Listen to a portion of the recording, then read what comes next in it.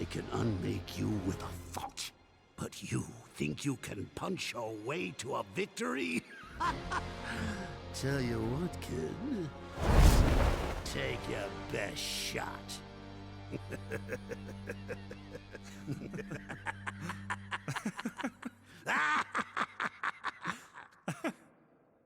What are we laughing at? Hey guys, we just saw Evil Lynn's Masters of the Universe Revelation Part 2. Yeah, we did, because that sword's getting passed around like a... Well, it's getting passed around like something, I'll tell you that much. Hey, man, but we're going to finally get to see some He-Man in this He-Man show. Stick around, because we're about to find out.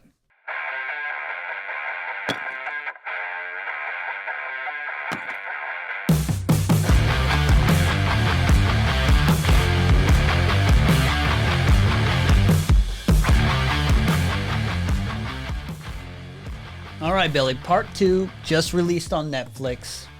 We didn't rate the first one too high, at least you did. No, I did not. This one ain't this one didn't do any favors either. I'd say that. Well, man. I mean, the first one heavily criticized for not having too much He-Man. This one gives you plenty of He-Man / Adam. Yeah, you get some He-Man and Adam in this. Then you get some He-Lin and some He-Tor, Skeletor He-Man, and you get all kinds of craziness. You get all kinds of crazy He-Mans in this, man. And then you get some crazy nonsense about like just all of a sudden this He-Man power has got a hell of a lot more power than ever did when He-Man had it. So yeah, they're doing a lot with this. Now this is kind of like Master of the Battle of the Cup, half full or half empty in a sort, right? It's like depending on your perspective, right? Yeah, like how you view the universe. Oh yeah, no. So it's a little weird like that. No, it's crazy, man.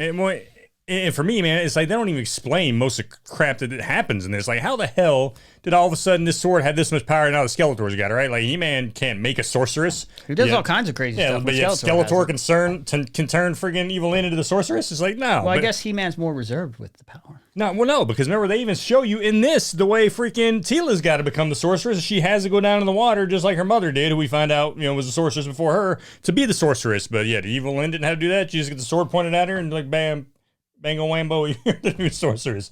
Oh, and on top of that, not only are you new sorceress, but guess what? In reality, if you're the new sorceress, you've actually got more power than Skeletor. So why are you letting him boss you around? And it's like, why would Skeletor give her more power than him? Yeah, just like, come on, man. Yeah, it's a little odd. But I will say the show starts off with that beautiful animation and narration, and it is like top notch. Dude, that part is by far the best part of the show. Well, the voice acting is tremendous. Oh yeah, voice acting's great, and you can't go wrong with Mark Hamill. That dude just. And I think the animations with the shading, the way they're depicted, is just beautiful. It is a beautiful show, just crap writing. So I will give props. I think Kevin Smith and that other dude were on freaking acid when they wrote those at least last 3 episodes, and the first 2 they were kind of leading up to it, kind of like, okay, you know what, you're leading up to showing us that Teela is the sorcerer's daughter. I'm not too upset about that, I guess. Somebody's, Sorcerer's gonna have a daughter. Why not be Teela, right? Why a secret, though? But yeah, why so much of a secret? And then on top of it, but then after that, man, it just goes crazy. That show just goes crazy after that. Yeah, well, let's start a little early. They show, like, it picks up where the last one essentially left off, where He-Man was stabbed and they're confronting Skeletor. And you know what I found a little bit odd from this is, like, Cringer ain't really acting like Cringer. He's really brave in this, and he's not having, like, any withdrawal from, like, oh, my God, this is happening. He's acting like Battle Cat. Yeah. He's acting like Battle Cat. Right. I mean, he jumps into the fray without even thinking much about it, and I'm like, that's normally not what Cringer does. Right, and then Adam made it like he was counting on Cringer to do it. Adam was like playing it all up, and he's like, because I've got my friend Cringer, and then Cringer jumps down. Yeah, you normally have to like talk him into it at least. Yeah, like he doesn't just normally do these things. Give him a Scooby snack or something, give him do something. And I get like maybe it happens once, but this happens like 2 or 3 times that he does this kind of stuff. Yeah. Cringer and it's just a little out of character. No, they totally make Cringer just like Battle Cat, without being in Battle Cat form. Yeah. So yeah, I will say we do get a lot more Cringer in this. For part 1, hardly any Cringer Battle Cat action at all, just like He-Man. Right. He's kind of absent from the series. Yeah. And the voice actor did Cringer in this. I thought he did a pretty good job. Sounded like original Cringer. I thought that was pretty good with that. And no, you're right. I do like the fact that we did get some more Cringer in this. I don't like that they changed his dynamic like that, but I like that we did see some more Cringer. It changes his character. Yeah. And the first one I would say is kind of the Teela show, where this one is more the Evil Lyn show, which is why we made that pun in the beginning. Right, exactly. So Evil Lyn is kind of like the focus of part 2 here, I would say. Oh yeah, the vast majority of it, right? Now you do get a lot of Skeletor, you get a lot of Adam, He-Man, so they give you that, but it's mainly focused on Teela. Right. Evil Lyn. The Skeletor He-Man aspect of this, they almost downplay it. Like, you know, oh, Skeletor, you're a moron. Like, you got all this power and you just want to use it to kill He-Man?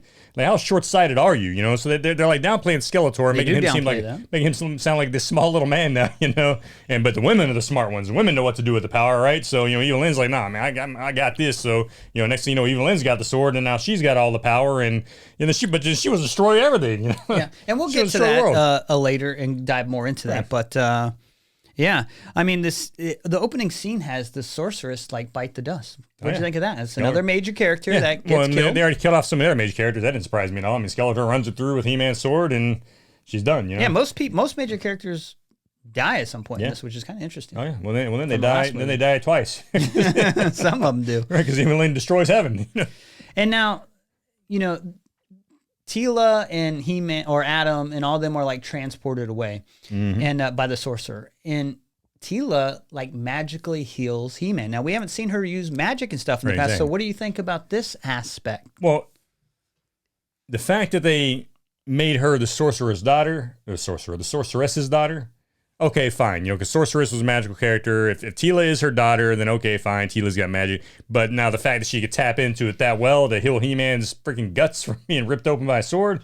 Yeah, and granted, it shows her dead mother kind of hands on her with her. You know, it gives like a Ghostbusters Harold Ramis kind of scene. Right, yeah, a little bit of that. But, you know, dead mother's helping her do it and everything.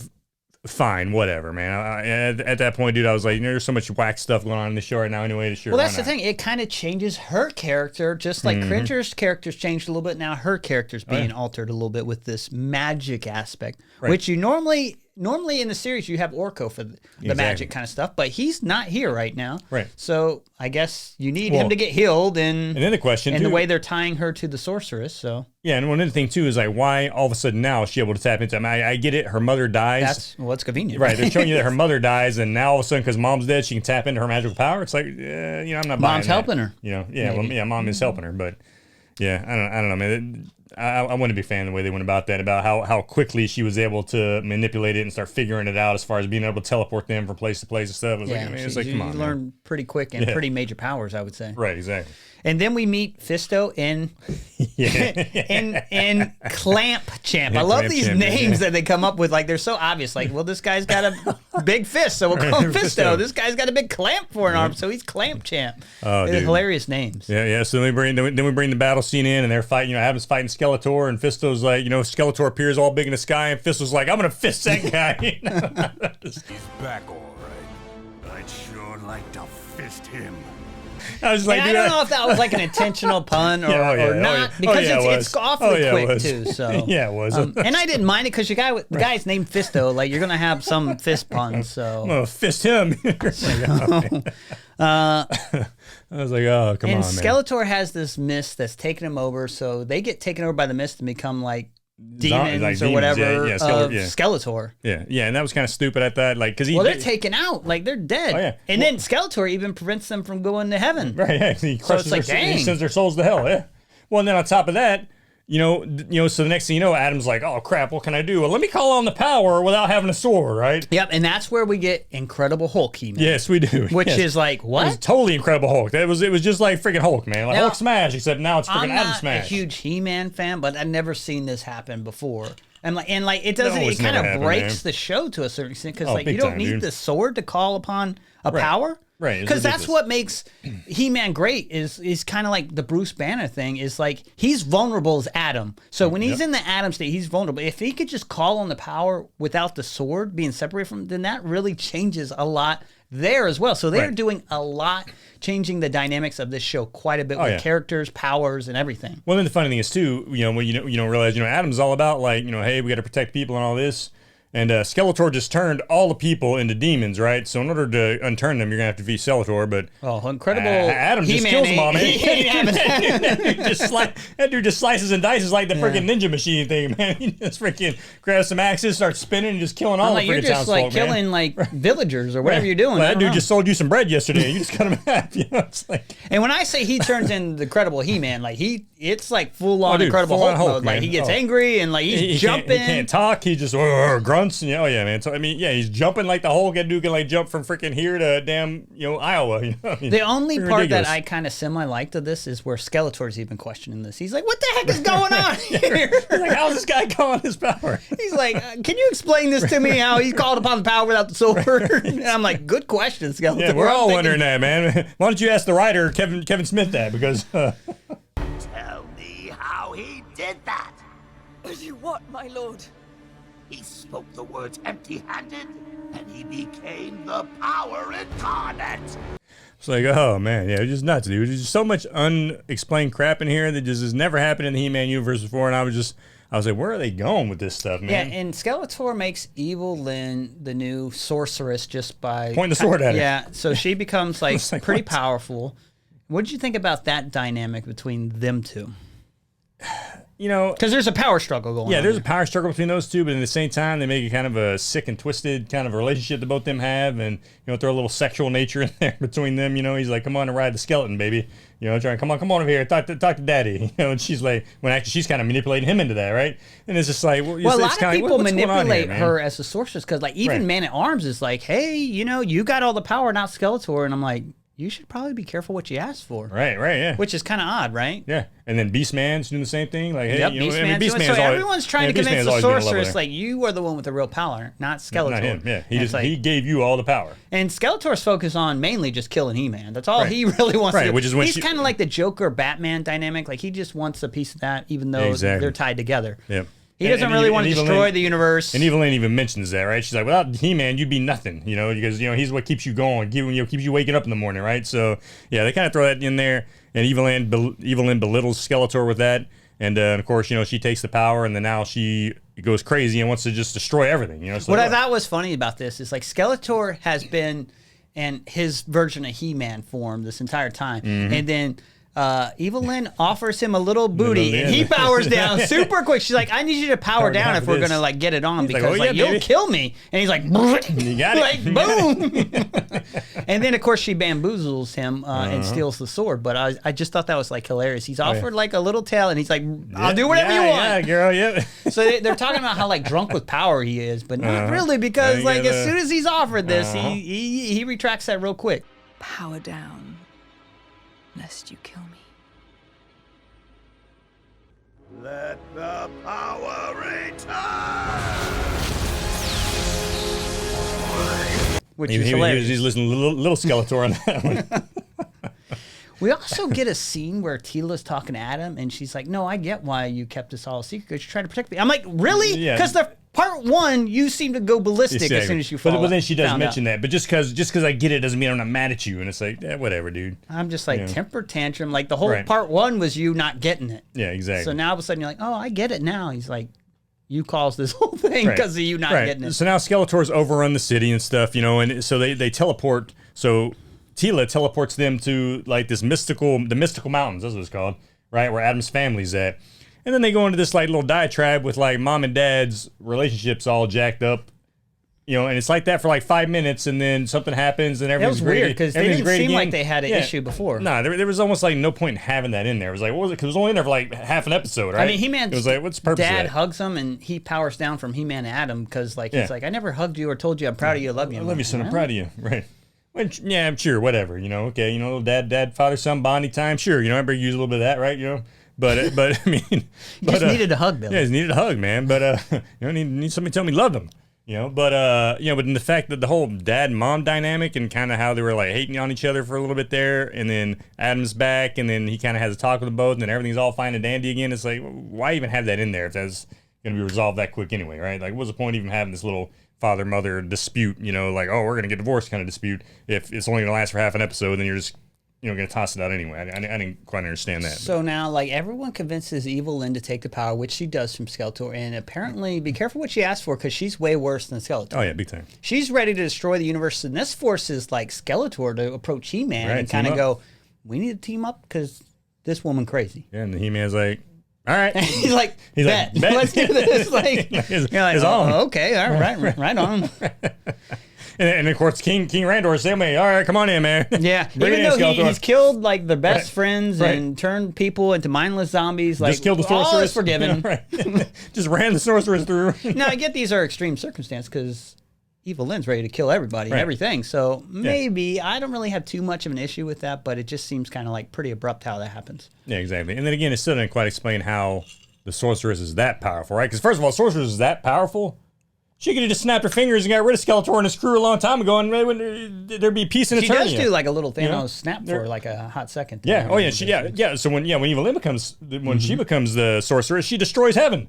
Just boom, snaps her gone. fingers and boom, it all burns up, and it's all the heroes are dead. You know, and it's like, whoa! It's like, well, she got that much power. Why didn't the original sorceress just snap her fingers and get rid of Skeletor and his minions and peace and eternity? You know what else is kind of odd is like the sword person can like bestow power on anybody. It's like Yeah, you don't that even was need the nonsense, sword to dude. have the power, Right. which is a little Yeah, odd yeah. too. They screwed so much up with all that doesn't crap. make With too much Skeletor sense. being able to give her power, and then He-Man being able to call it with no sword. Dude, it was all jacked And here's up, what man. else I wonder: All like, jacked if up. the sword can give you power, can the sword take it it away? away? Yeah, it doesn't seem so because they don't do that. Right. But I would think you probably could. Yeah, why the not? sword seems all powerful. They can ride it however the hell they want now, I guess.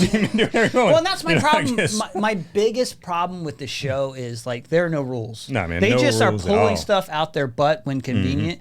And like, there's even a scene where Andra is shooting like regular lasers at people. At one point, she does like the Iron Man 2 laser and slices people. Yeah, I'm like, yeah. now you have this. Well, You could have that's used 'cause that in many instances. That was when Man at Arms gave her his arm, remember? And then that's when she did that. He's like, here, use this. Gave her his arm, and then she used it like this laser sword, slice people in half. It's like, Well, why did Wait, Man at Man Arms at ever Arms use used that? that, So exactly. it's, I never kinda, saw it's that. like they're just pulling stuff out of like nowhere. This Right. entire thing. We even see like Skeletor use the mist to transform people into zombies. But there's a whole army outside of like Well, Castle Grayskull. Why yeah. didn't she use the mist to turn everyone into zombies? yeah, exactly. But then she instead brings hell on Earth and raises up everybody from hell, including Glowskull or whatever his name is, up on Earth to fight off this army instead of just turning them Scareglow, off. yeah. Yeah, Scareglow, yeah. Yeah, and then I guess with that, Orko comes back because you raised the dead. Orko's like, okay, cool, I'm coming back. And then but then now But no one else comes no, back. but now Orko is a badass, and he does. Oh, yeah. Like Orko has always been clumsy with his magic, could never use it right, and now this dude's using it like he's freaking Gandalf. It's like, what the hell happened to Orko? Like what a little time in hell? All of a sudden now you become a magic expert, you know? Yeah, I mean he's bashing people left and Again, right. there's Same no thing. rules explained to you, so you're not surprised when you see anything because they can just do whatever apparently. Yeah. Oh yeah. And that's what I don't like. Like, explain what the rules of this universe are to There are me and none stay now. within the confines of them. Yeah, They none. change so much, even what you know about He-Man and Masters of the Universe. Yeah, exactly, dude. No, all the rules went out the window. They just said, "Hey, let's just write whatever the hell we want to write." Yeah. and just who cares if it makes sense or not? And they just threw all this crap into one. So, I was like, man, He-Man what are and they Skeletor doing? hatched this big plan. We're gonna like come at Evil Lynn. Meanwhile, Tila and her group is gonna go through like the sewer or Mm-hmm. the secret entrance, and then she has a pep talk with her dad. Meanwhile, He-Man and Skeletor are like fighting for their lives, and she has like a heart Right, with her right. dad in the middle of it all. It's like, let's have this huge talk. While these other people, I'm like, what? This is just absurd at this point. Mm-hmm. Yeah, and then while Orko out there doing all the heavy lifting, man. Just Yeah, jacking and people up, somehow you know? Tila is able to unite all the world and send an army to fight him. And again, that doesn't make sense either because, like, we know Evil Lynn's power has been shown at this point where she can just snap her fingers and probably kill everybody or whatever. Exactly. But she's playing games, I guess. Right. I don't know. Yeah, it was just ridiculous, man. Like you said, I mean, she snapped her fingers and hell or heaven got burned to a crisp. She could have just snapped her fingers, got rid of that army. There was no need to bring hell on her. I mean, there was so much, I guess they just needed something to do for the other characters. So they're like, Right. we'll have a huge army battle while right. Skeletor, He-Man, and everyone else is dealing with Evil Lynn. Right. This is what it seemed like to me. Yeah. So then of course, while this is going on, then you got Tila trying to follow in the footsteps of dear old mom, and she goes She down. goes on an acid trip. goes on an acid trip. Well, Which is- everyone's duking which, out. Like I said, which I'm pretty sure she Kevin goes to the Smith spirit world. Kevin Smith was on when he wrote this whole freaking thing anyway. But so she goes down there, goes to spirit world, goes in the water the way you're supposed to become the sorceress. And finally becomes a sorceress. But so if that's the case, how the hell was Evil Lynn just got a sword pointed at her and became one? Right? You're just like, you're like, Yeah, there's no rules. And I think because of Orko, like he's able to get the sword away from Evil Lynn, and then He-Man gets it. He powers up, Adam becomes He-Man, Yep. and then he bestows the power on Skeletor again. again, He's like hulked up too, and he's like, "What?" He's like, "Hey, I Right. need you on this one, buddy." But at least that one can kind of be explained They away do it with because he does the Battle Cat. cringer. Exactly. Yeah. So okay, fine. But it's temporary, right? As soon as He-Man powers down, everything else powers down as well, including Cringer and Skeletor, right? So as soon as and can he take it away? That's the question too. If he can give it, can he take it away? Yeah, you never see that. We don't see it, but that's a question I had in my mind, and it seemed to make sense. Like if you give it to someone, you can take it away from someone. Right, you would think so.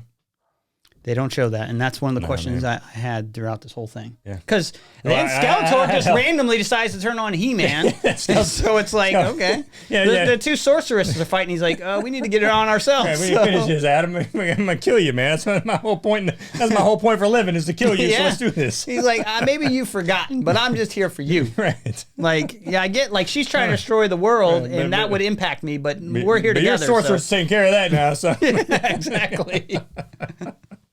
So let's do it. Oh man, yeah, it's just freaking ridiculous, man. And then finally, when they're battled, He-Man gives Skeletor the old heave ho and throws him like a million light years away. Man, just tosses this dude. Because this is what's hot. He-Man has the sword now, so like, Evil Lyn is still in all power mode. Yeah, she's still in. And it's like, well, what does it take to get you out? Because the sword isn't yours.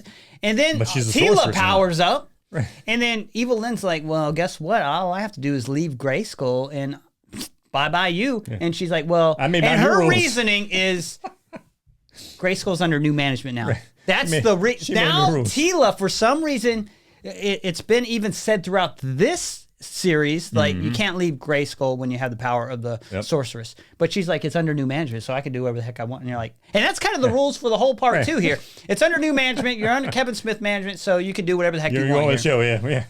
But to beat you, all I have to do is go outside.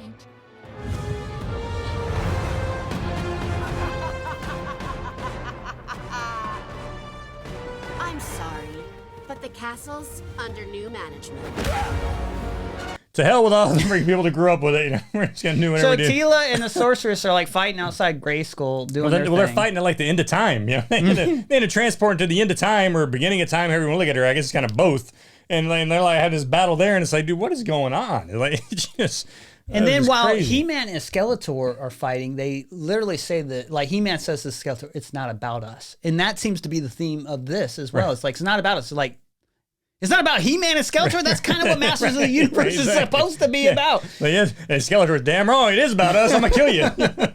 So He-Man says that to Skeletor. I'm like, yeah, that's kind of like the theme I think Kevin Smith is going for here. It's not about us, even though that's what everyone really wants to see. Right.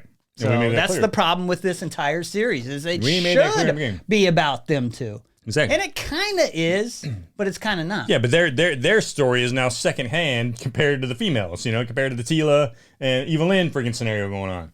And they keep waffling back and forth whether Evil Lyn should be evil or not, and that's kind of like muddy in this. Mm-hmm. Oh, yeah. Because she doesn't really want to be that, but people are kind of like, but you're a good person. She's like, no, I'm not. Right. Yeah. It's like, what do I need to do to prove to you? I've killed a couple people. Like, I don't know what I need to do to prove I'm evil. I'll just destroy the universe now and be done. You see how Bamboozle Skeletor took his power and like was about to kill him too. Right. So but then they, she has a nice battle with Teela, and they have a heart to heart, and all of a sudden, oh, you're right, Teela, I'm screwed up. Let's be friends. Yeah. It's just kind of it's crazy, man. It's crazy. Orko, so things are cleared up. They take care of business, and Orko's like, "Well, I gotta go back to heaven, guys." And then hell, he had to go back to hell. Oh yeah, he's got to go off, and then someone just grabs him with their hand and goes, "No, you don't. You're good." Evil Lyn did. Evil Lyn grabbed. She's like, "Not this time." She just holds him on her, and it's like, "Wait." The rest of these guys are kind of fading away. Yeah, and screw the other people. Right. Well, I think now that things have been restored, I assume they were going to go to heaven, but like. Yeah, she just grabs him and is like, nah, you're good. Yeah, I never even showed Teela like if she fixed heaven. It didn't even get into that, but I assume she did when she got defeated or whatever. I don't know. That's, again, a common theme. They don't explain crap in this. No. They just roll with it. So do whatever they want to do, man. Well, and in the very end, I was like, so He-Man gives Skeletor the heave-ho and like throws him all the way to... He throws him into like outer space or something. I don't even know. He just throws him way away.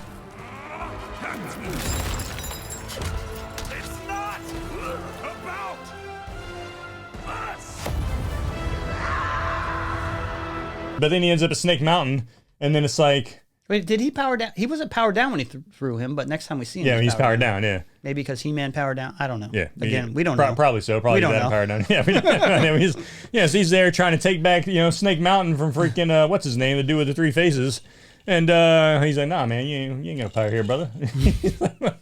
He's like, what? And then you get this freaking robot chick just come all of a sudden appears and turns into this sorceress looking robot, right? And then gives Skeletor the boot. Yeah, and she enhances Skeletor. Yeah, well, she makes does him like the robot Skeletor or something. And that's kind of the teaser, I guess, for next season. Yeah. And then you get and then all of a sudden you see this little glimpse of the Horde come up above her, like maybe somehow she belongs to Hordak and in the Horde.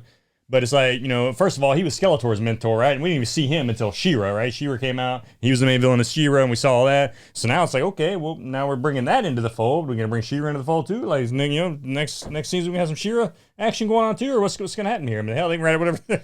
They're already writing whatever they want now. I'm making no sense with a lot of stuff, so. Yeah, and it's kind of disappointing because the voice acting, the animation's so great, and there's a lot of action in this one, at least. And so they ramped up the action. The whole second part is pretty much action intensive.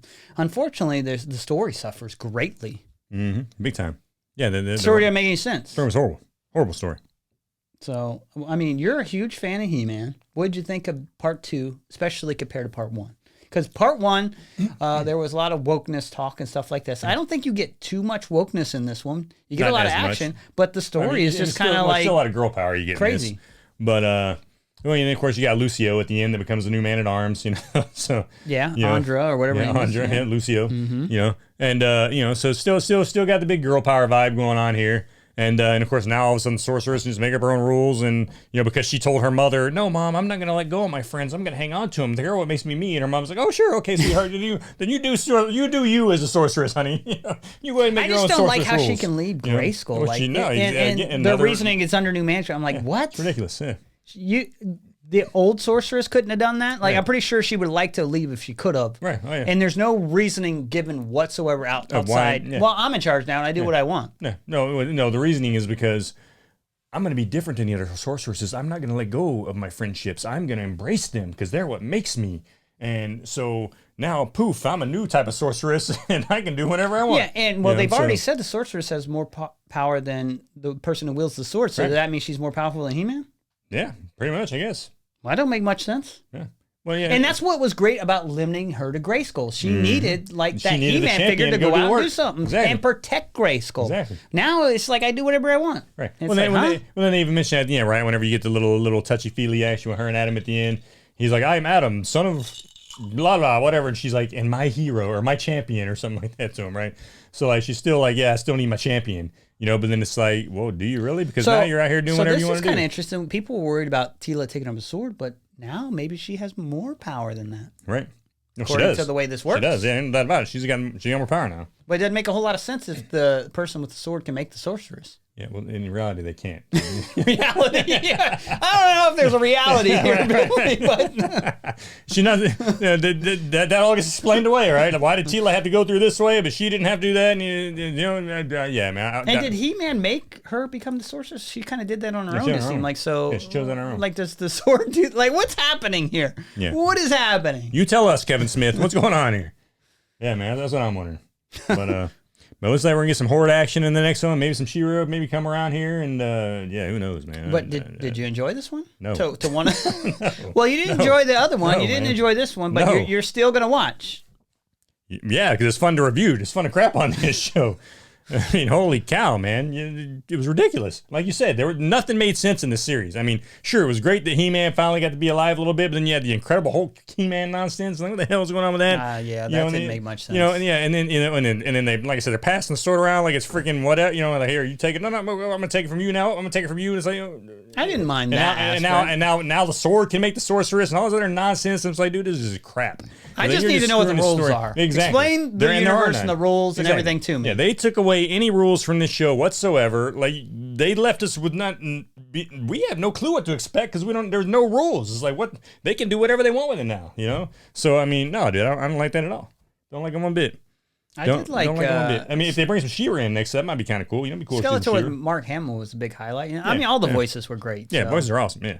But I mean, it's just kind of a shame because if they can tighten that story element up, this would be a good show. This needs a hell of a lot of time. I think they just need to get rid of Kevin Smith and then bring someone else who actually loves the He-Man universe and wants to respect it. You hear that, Mattel?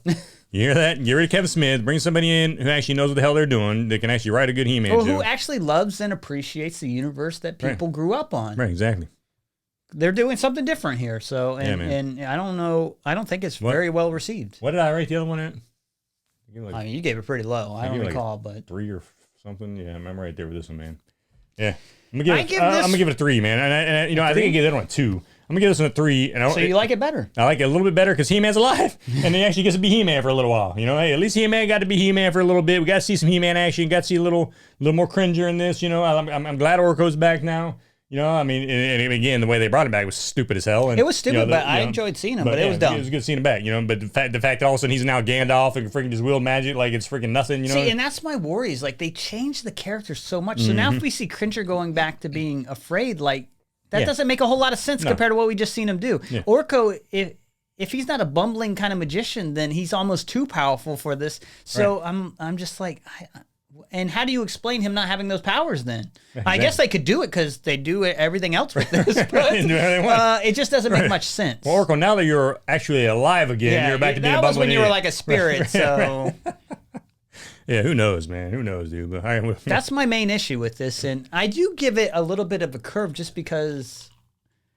it's a cartoon show, and I don't know why, but I don't hold that in such high regard. And I bet if I went and watched the original show, there'd be a lot of flaws in it. So I do grade this kind of... Not to this extent, but not even close. I bet it's like too campy and stuff from what I remember. And at least this has like people dying and some stakes, but it's just goofy, and I need to know what the rules are. And it doesn't seem like there are rules, and you just throw things out the window that were pre-established. Right. And I don't like that aspect. No, the directing and the writing of this show is what's killing this show. Yeah. You get somebody in here who actually loved He-Man, and you know, to write some actual good episodes and direct it in the right direction, then this show could be amazing. I want my villains to be evil too. I don't want them to be like good, bad, or questionable. Especially when they do evil things, you're too far gone at that point, and you need to pay. Right, exactly. You know, it'd be one thing if you haven't done those things, but like you've killed people. All right, well, you need to. You know, I'm not going to forget that. You're the bad guy now. Yep. Yeah. And He-Man giving like Skeletor the power. It's one thing like if you're fighting like the sorceress who's too powerful, but like, come on. Right. Yeah. No, man. So what are you rating it? What did I give the other one? I think I gave it a 7.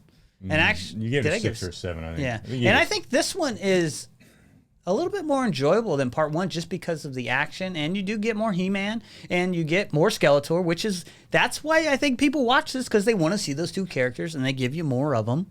So I think this is a little bit better than the previous one. So, and I think I gave it a 7, so I got to give this one a 7. If I gave it a 6, then this is a 6 too. I mean, it's right. It's the same rating as the previous one in my mind. You're nuts, man. People are gonna. Well, you gave this one a higher review than the last one too. Only because but it's still a crap low review because it's what it deserves. A crap low review because it's freaking garbage writing, man. It's garbage. But writing. I love the characters. I love the voice acting. I love the animation. They just need to tighten that story up. Dude, they need to do a hell of a lot more than tighten it, man. They need to rework it. I get it. Right? Yeah, exactly. Yeah, I don't know, man. You're way too generous on that. Way too generous. I might be too generous, but I can't give this one a 5 if I gave the previous one higher. You know what I mean? Because I'm saying it's right there with the first one. Yeah, but that's how you feel. That's how you feel, man. We can't all be right all the time. Yeah, I mean this is mindless, just as Jungle Cruise and all those other movies are. Oh yeah, it's definitely mindless. You know, the one with The Rock and Ryan Reynolds we just saw, Red Notice, is same as that. Yeah, but at least that movie made sense and it was good. You know. Yeah. Yeah. See. And this isn't as good as high, so I am being generous with the 7. And I'm only giving that because I gave the last one that. But I really kind of want to rate this like between a 5 and a 6. Go ahead. I ain't stopping you. I ain't stopping you. So I'm kind of all over the place, but it's just not that good. But it could be. Yeah, could be. Could be. You got to give Kevin the old boot. Yeah, it's really the writing.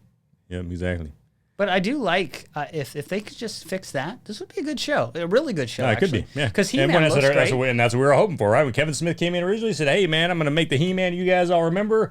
And then as soon as it started, man, like you said, that first scene is just gorgeous, you know, right off the bat. And then you see they're all in the original uniforms and stuff. And you're like, "Yes, Kevin, thank you." And then it just goes to shit. You're like, "Oh, and what did you do, Kevin?" Talks a big game with Superman. So I'm just really surprised that he wrote something as terrible as this. That's horrible, man. And he's already said he wasn't a big He-Man fan, and I'm like, it shows.